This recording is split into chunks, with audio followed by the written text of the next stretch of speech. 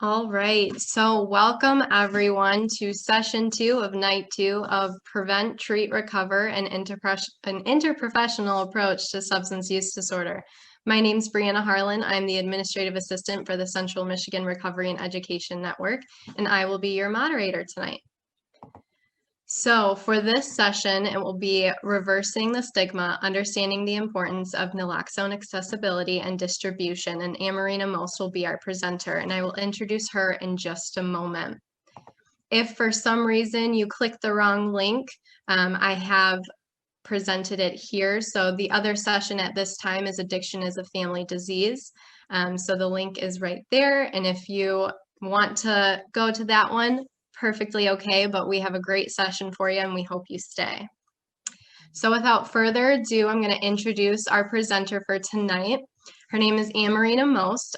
She completed her bachelor degree of science in biology at Ferris State University and will be graduating with her doctor of pharmacy in May of 2021, so soon.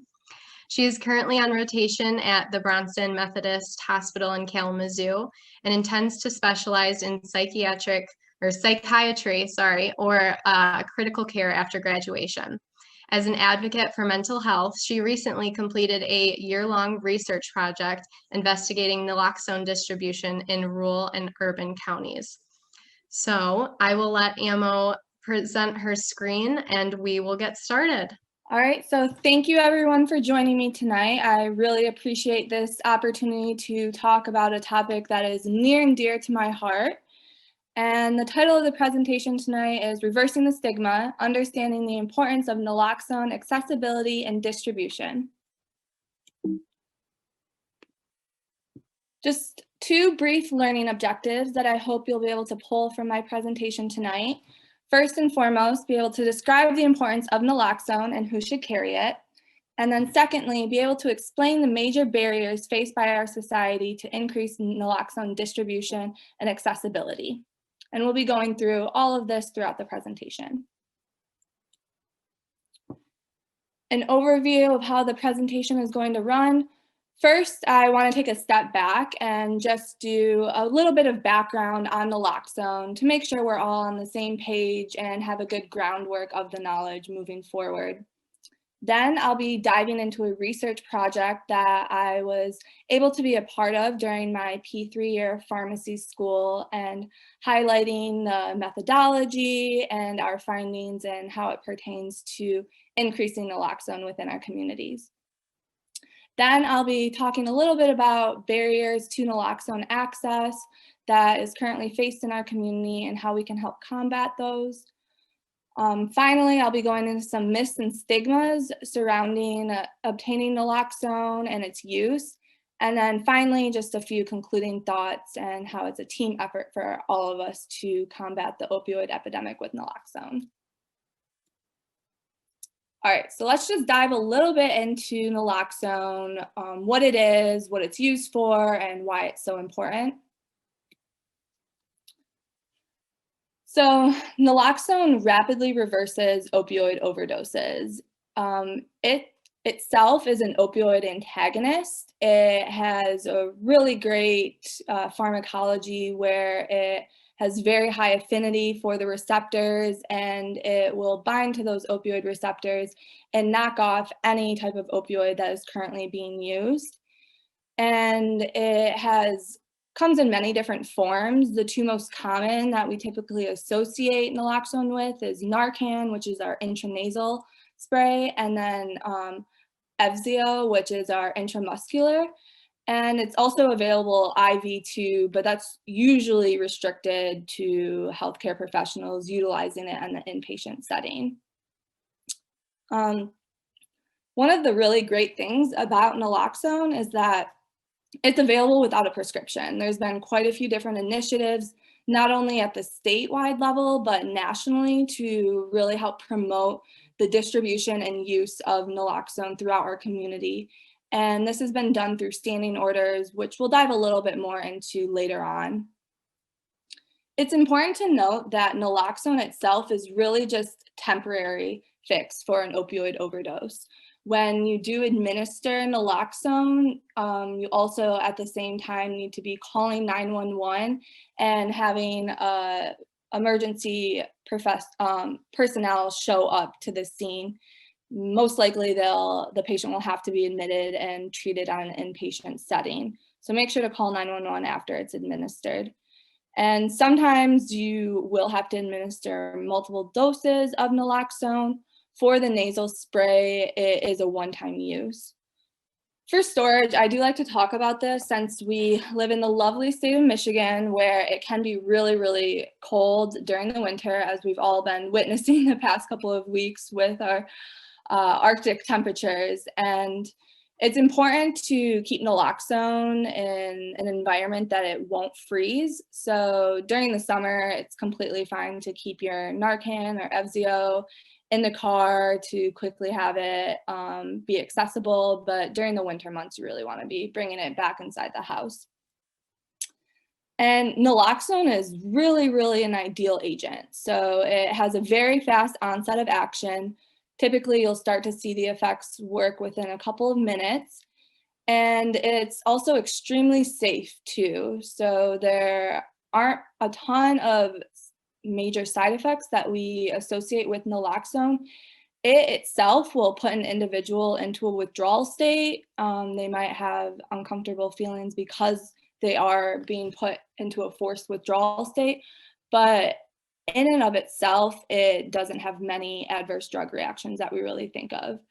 And this makes it very ideal since it lacks an abuse potential. It's there in an emergency situation, and luckily it can be used even if the individual isn't overdosing from opioids.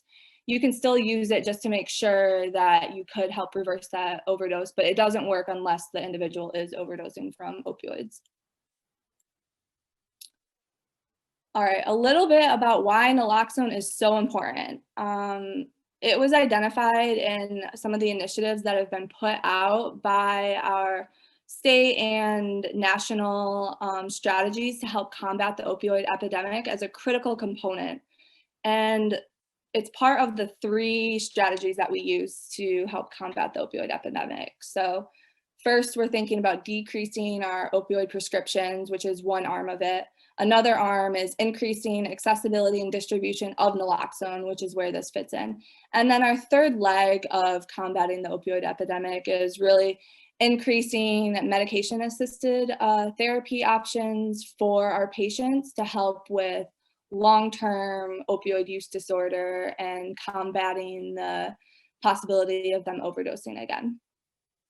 Naloxone has shown how important it is through just pure numbers, really. So from 1996 to 2014, 27,000 lives have been saved from opioid overdoses.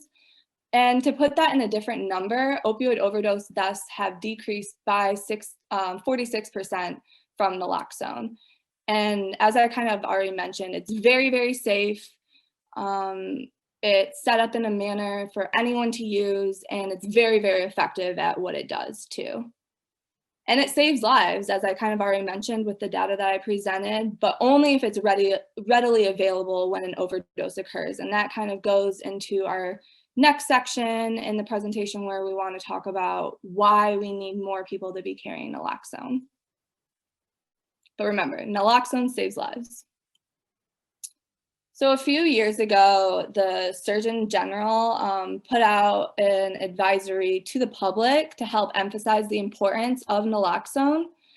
And they really wanted to highlight that naloxone shouldn't be carried by only individuals who are at risk of overdosing. It should be carried by anyone and everyone in our community.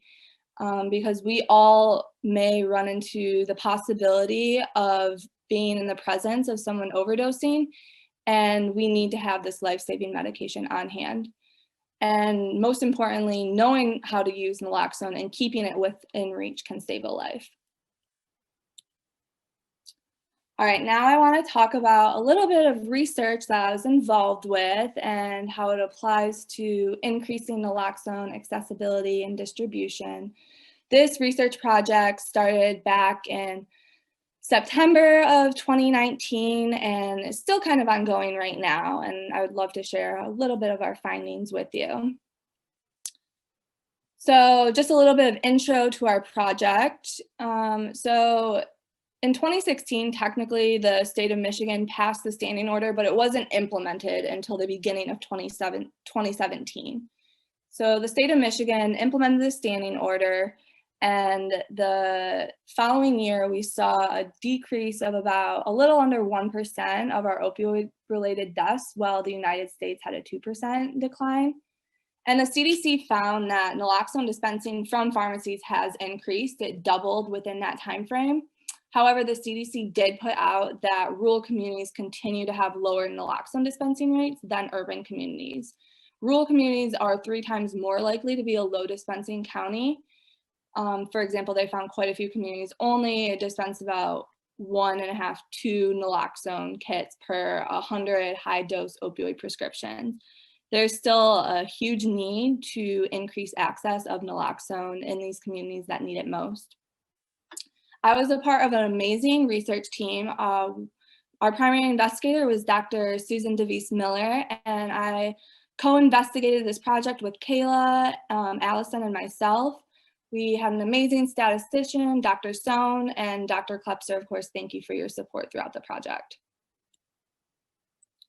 Just a little bit of overview on what our project really entailed and kind of the methodology behind it and how we collected our data. So the final title of our research project was Characterizing Individuals' Perceptions, Biases, and Barriers Regarding Obtaining Naloxone from Pharmacies. And our primary objective really was to understand the perceived barriers of urban versus rural community members concerning obtaining naloxone from pharmacies. And that's stemming from that stat the CDC put out, where rural communities are more likely to have low dispensing naloxone rates. And we wanted to figure out if there's any differences in how individuals in rural communities perceive obtaining naloxone versus urban communities. We ended up coming up with a 25-item survey that we distributed to individuals greater than 18 years of age in both the electronic and print format. Our survey distribution did start at the beginning of February, and unfortunately, after 4 weeks, we did have to terminate the survey distribution due to COVID-19. This was last February, so February 2020.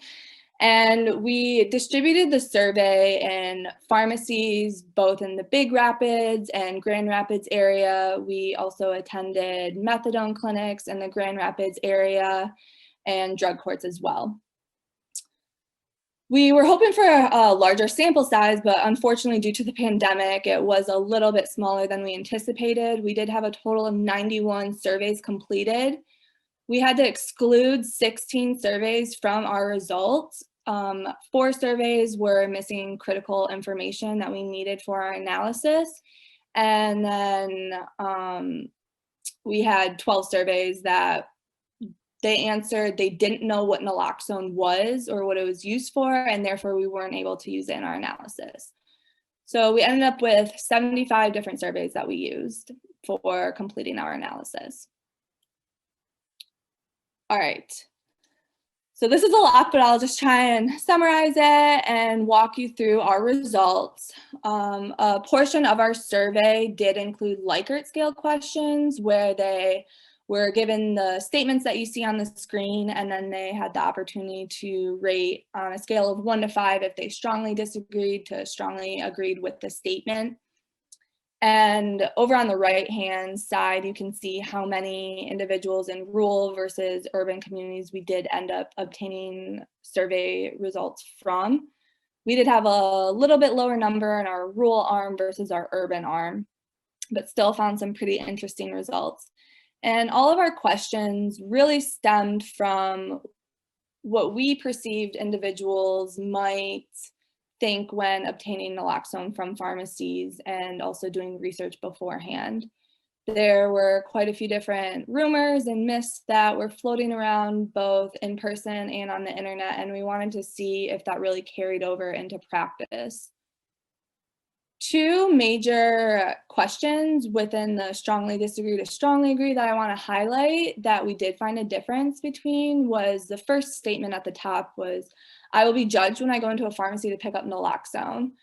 And individuals in rural communities were more likely to agree with this statement than in urban communities. And then also the statement at the bottom, I will not get naloxone because it was too expensive. And again, individuals in our rural community were more likely to agree with this statement than urban communities. And our final question on the survey was, how likely are you to go to a pharmacy to get naloxone if needed? And this was really interesting because rural community members tended to agree more with this statement versus urban community members. However, with our other questions, they identified being judged and naloxone being too expensive for them to actually go through and obtain that naloxone from the pharmacy. Just a few of our yes and no questions that I wanted to highlight. So we had about a quarter of our respondents who did know what naloxone was used for say that the only way to pick up naloxone from a pharmacy is if your healthcare provider or doctor writes a prescription for it. And this really identified an education gap relating back to the standing order. The next question, I'm afraid to ask for naloxone from a pharmacy because I may get in trouble with the law. Not many individuals tended to agree with this statement, which is a major bonus. We don't want that perception to be out in our community. And then another question that was really interesting was, have you ever tried to get naloxone from a pharmacy? We had less than 20% of individuals say they have tried to get naloxone from a pharmacy. And that came out, I think it was 11 responses. And of the 11 responses, we had about almost a little bit over a quarter of those individuals said that they used a prescription to get the naloxone. All right, going into some conclusions that we ended up drawing from our research. Compared to urban communities, consumers in rural communities tend to have more negative perceptions about picking up naloxone from a pharmacy. And this really goes into the next bullet point about the barriers to obtaining naloxone, which we identified as cost and as stigma, such as being judged when they go into a pharmacy to pick up the naloxone. This really highlighted and showcased the need of increased free naloxone in our rural areas. Due to cost, we really want to make sure that's not a barrier in preventing individuals from going in and obtaining naloxone. There are definitely strategies and ways around it that I'll address a little bit further on in this presentation, but we really need to be providing the opportunity to our patients to obtain naloxone for free. And we really help to identify some barriers that not only healthcare professionals, but the general public can use to help lower the barriers to accessing naloxone. So really starting a discussion, making sure everyone is aware of the standing order and that they don't need to have a prescription to go obtain naloxone, providing a safe environment for a conversation. It was a little bit concerning that patients felt they would be judged if they went into a pharmacy to pick up their naloxone, since pharmacists are one of the most trusted healthcare professions, and we want to make sure that we are providing a safe space to have this conversation with our patients and that they don't feel intimidated coming into the pharmacy. And then finally, providing resources. If cost is something that's prohibiting an individual from accessing naloxone, being able to provide them with resources to obtain free naloxone. All right, so diving into some barriers that were kind of highlighted in my research, the research project that I was involved with, but also just in general with our society for accessing naloxone. So cost, as I kind of already mentioned, cost is a pretty big barrier to naloxone. And not only was that shown in our research, but it's also been proven time and time again throughout the literature. And they've showcased this through looking at different reasonings for why individuals did not go through with picking up naloxone. And there's a couple of reasons for this. So over the years, naloxone has increased in demand. And of course, with our basic economic principles, increased demand equals increased costs. Naloxone itself is a really, really old medication. It was developed in the 70s, and it has a very low cost for actually manufacturing. However, when demand outweighs supply, then we're going to have our economics really come into play there. Out-of-pocket costs can range. There's a very wide area that our naloxone fits into. So it could be as low as $150 if we're thinking about the nasal spray, up to $4,500 if we're thinking about the auto-injectable. It is typically covered by insurance, which is a major bonus. Typically, it's a $0 copay, which is great. However, if we're not having that initial discussion and making individuals aware that even if they aren't using prescription opioids or illicit opioids, that they still need to have it, then that's not something they'd really be aware of. Additionally, we have to consider our patient populations that aren't insured, and we want to make sure that's not a barrier to them accessing naloxone. And there have been quite a few different initiatives that have been rolled out by our state, and I'm really proud of those. For example, we had our Naloxone Distribution Day, where for one day, the state of Michigan ended up putting different amounts of naloxone into various pharmacies and allowed anyone and everyone to come in and pick up a free Narcan bottle, which was great. We also have our harm reduction agencies, such as the Red Project in Grand Rapids, which is doing amazing things to help provide free naloxone to individuals who need it. And then also Next Distro, which I'll be showing their website in a few slides, is a really great organization that allows anyone to access free naloxone if they need it.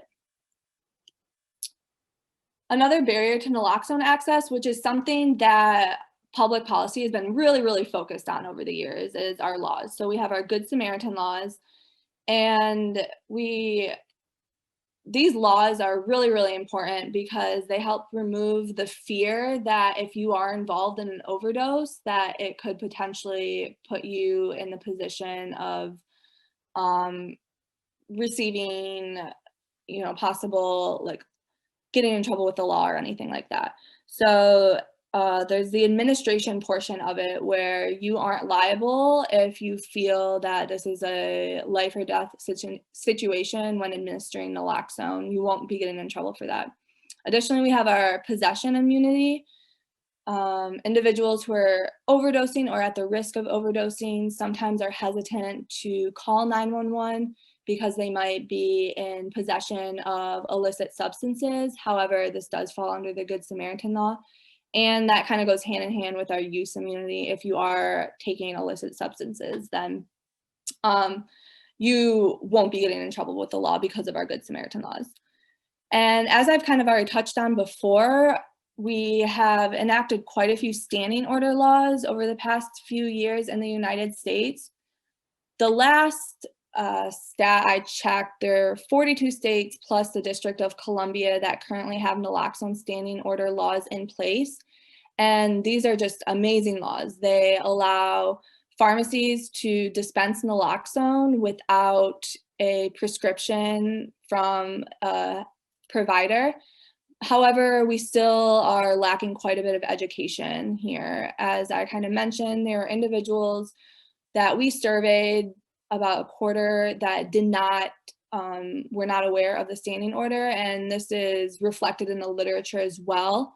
There was a study that was looking at pharmacists and their awareness of the standing order in a certain state, and it was around 25% still were not aware of the standing order. So both parties really need to have education provided about standing orders to really utilize it and make its impact. And that really goes into my final barrier that we have right now. So just knowledge of naloxone. As I kind of mentioned, we did have 12 individuals or 11 individuals out of our 91 that we surveyed that did not even know what naloxone was used for. And that's really the first stepping stone in helping expand access, because if we don't know what naloxone is used for, then we really can't expand its access. And then secondly, going into knowledge of the standing order, as I kind of touched on, the standing order is amazing, but we can't utilize it unless we have public awareness of it and healthcare provider awareness as well. Who should carry naloxone? This will be going into my myths and stigmas, but really everyone should be carrying naloxone. This isn't something that should be isolated just to individuals who are at risk of overdosing. And why it's important: it can help combat the opioid epidemic, and everyone plays their part. And then finally, it's not enough just to know what naloxone is and know about the standing order and carry it. We really need to make sure that everyone has a sound understanding on how to actually use naloxone as well. All right, so now going into one of my favorite parts, myths and stigmas surrounding naloxone use and accessibility. Whenever I'm dealing with stigmatizing statements, I love to have a little bit of data in my back pocket to really provide an objective opinion on whatever statement is being provided to me. And hopefully you'll be able to take a little bit of information from this tonight. So myth number one, access to naloxone encourages people to use and abuse opioids. And I've definitely heard this statement not only as a practicing student pharmacist, but also just out in my general day-to-day life. And this is a really stigmatizing statement, and there's really no grounds to be making this at all. So increased naloxone accessibility has not shown to increase opioid misuse and abuse. And there is a study in Massachusetts that found there was no significant difference in hospital visits and admission for opioid use disorder in communities with increased naloxone availability. So they compared a community that had increased naloxone accessibility and availability versus communities that didn't, and there was no difference in admissions and hospital visits. And that's something really important to keep in mind, because naloxone is a really important medication, and we don't want to be undermining how valuable it is by making statements of this nature. Myth number two, I don't need to carry naloxone because I don't use opioids. All right, we've kind of touched on it throughout the presentation, but I do just want to, rehash some of the statements I've said. Naloxone is designed to be used by anyone and everyone. It's very safe, it's very reliable, and the intramuscular and the intranasal formulations are very user-friendly, and really that should not be a barrier to carrying naloxone. Additionally, overdoses can happen anywhere at any time, and as we mentioned before, naloxone is only useful if you have it on hand. It really should be carried by anyone, and the Surgeons General highlighted that as well. It doesn't matter your personal opioid use status. It doesn't matter if you know anyone or no one for that matter who uses or abuses opioids. You never know when you'll be encountering this situation, and you want to make sure you have the necessary resources to help combat a potentially fatal overdose. And most importantly, naloxone is not harmful in case of a non-opioid overdose. If you have someone who is displaying the same symptoms as possibly an opioid overdose and you administer it, you're not going to be causing them any harm. Myth number three, I can't get naloxone because I don't have a prescription. We've already talked about this a lot, but I'll just kind of go over it briefly again. Naloxone in the state of Michigan specifically is available by a standing order. So naloxone is a prescription medication technically. However, we've put in quite a few laws that have enabled access that you don't need a prescription, and these are called the standing orders. Most pharmacies in Michigan do participate. I'll be showing you a website in just a second where you can identify which pharmacies do and which pharmacies don't. But then also, if you are interested in utilizing the standing order to obtain naloxone, it's important just to call ahead to verify that the pharmacy has it on hand. Myth number 4, naloxone keeps individuals with opioid use disorder, OUD, from seeking treatment.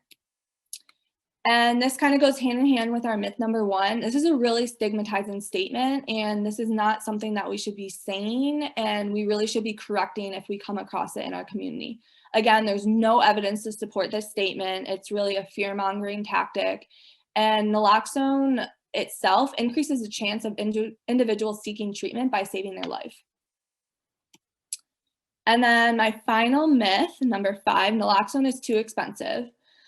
So this kind of, yes, naloxone is really expensive, especially if you don't have insurance. However, there are ways to combat this and get around it.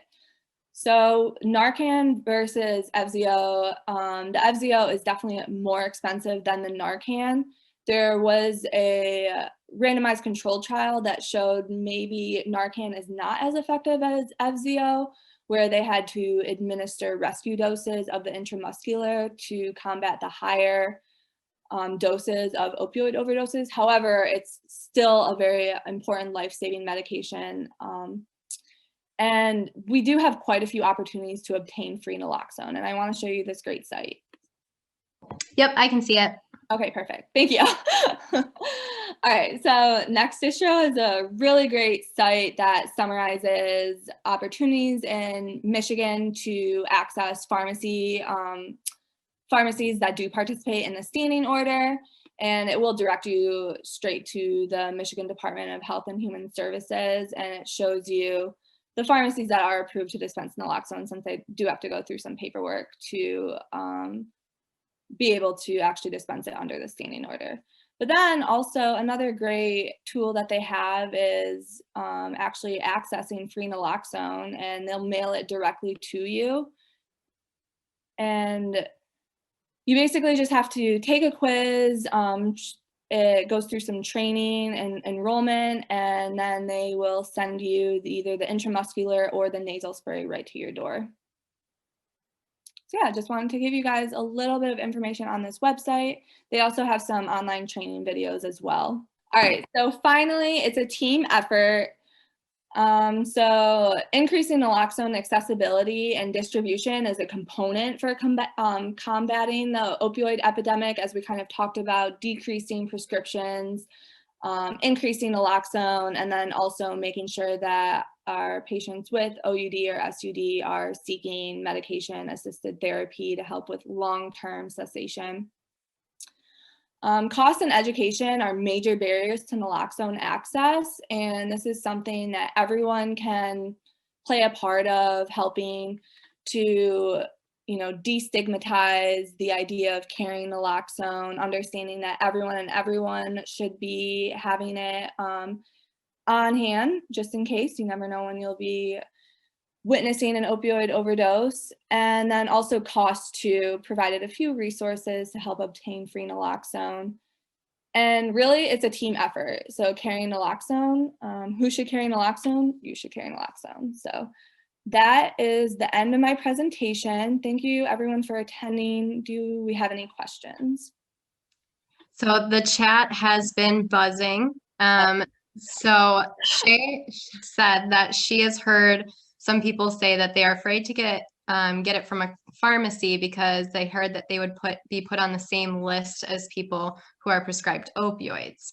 And she goes on to clarify that what she means is that they say that they'll have to sign something just as those who pick up controlled substances have to. The fear is that they will create more stigma or put a red flag onto them. So have you seen this happening? Is that something that you've heard or in your research? Nope. So that's definitely another myth that has been circulating within the community, and it's a valid concern, because if we're putting ourselves out there to help carry this life-saving medication, we also don't want to be facing any repercussions. But that's not something that happens. You'll be able to pick up the naloxone. You're not put on a certain list. It doesn't affect your insurance or life insurance or anything of that nature. And it shouldn't be prohibiting you from going and seeking naloxone, but it is a really valid question and concern. But thankfully, there aren't any repercussions of that nature. Perfect. And then Allie asks, with the standing order, can we still get insurance coverage for naloxone? That's a really good question. I'm not 100% sure on the answer to that one. I'm not sure. Is Dr. Miller in here? Yeah, insurances are covering it still. Medicaid covers it across the board, especially for the nasal spray, but most insurances are covering it. Thank you, Dr. Miller. Yep. Perfect. And we have another question. What is the typical shelf life? And I actually was wondering this too, of Narcan. How often should people be expecting to replace their bottle? That's also a very good question. I should know the answer to that. Dr. Miller, Yeah. are you aware of the shelf life? Yeah. So usually the Narcan, the nasal spray, has a good year to year and a half shelf life on it. The others don't have nearly as long. On your kits, so I happen to carry a lot of different naloxone products with me.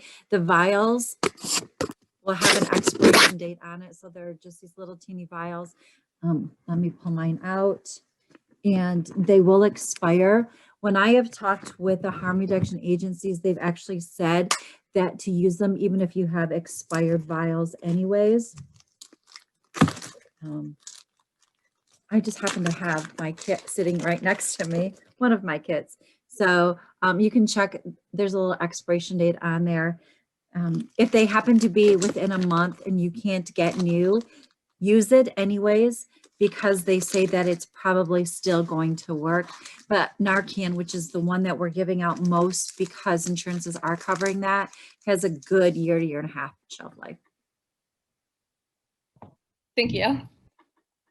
And then Amo, if you want to stop sharing your screen so that we can see everyone and have it open to open discussion. If anyone wants to take themselves off mute and ask Amo a question, she did an amazing job. I'm sure everyone, including myself, has learned so much about naloxone and all the myths and barriers and things like that. So if anyone else has any questions, now would be your time.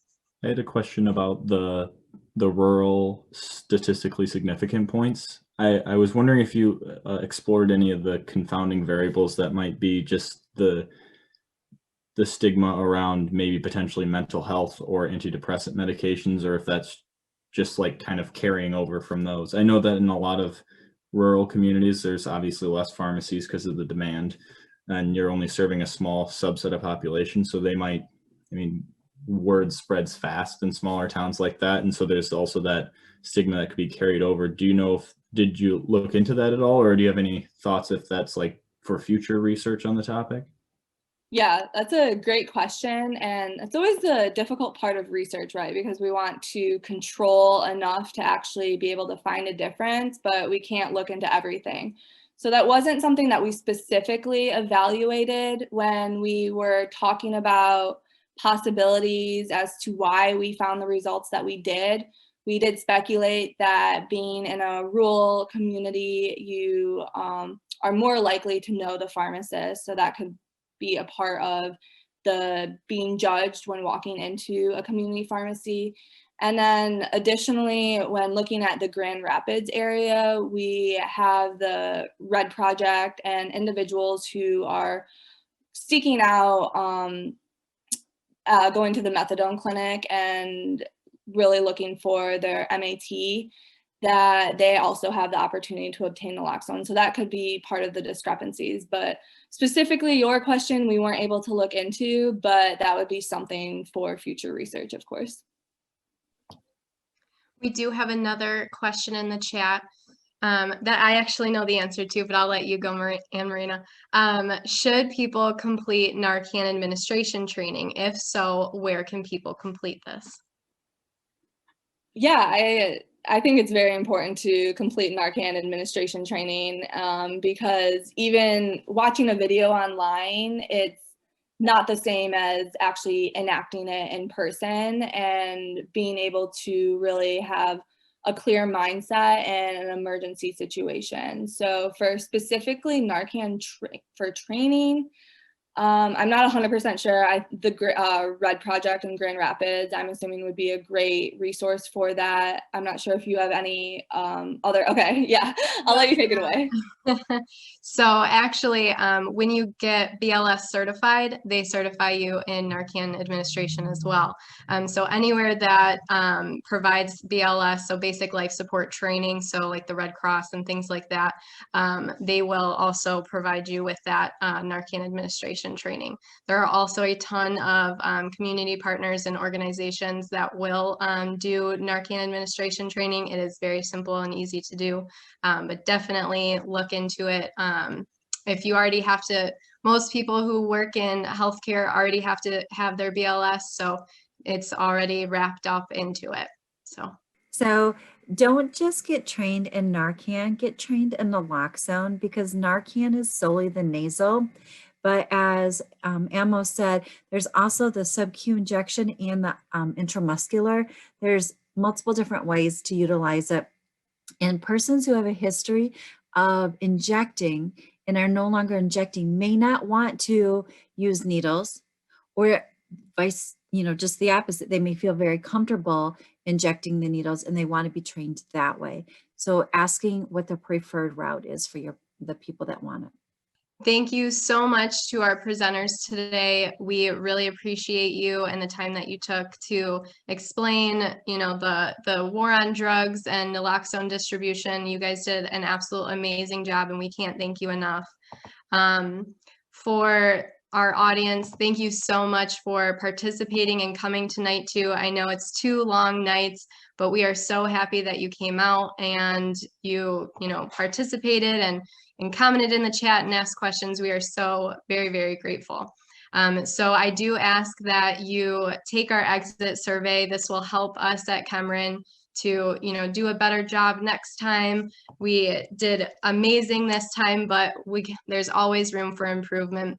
I did put this link in the chat for everyone. Please take the time to fill this out. It's only a couple questions, but thank you all so much. We really appreciate you.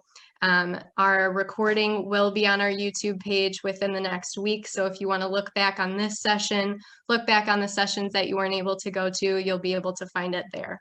So thank you so much again to all of our presenters and our attendees tonight.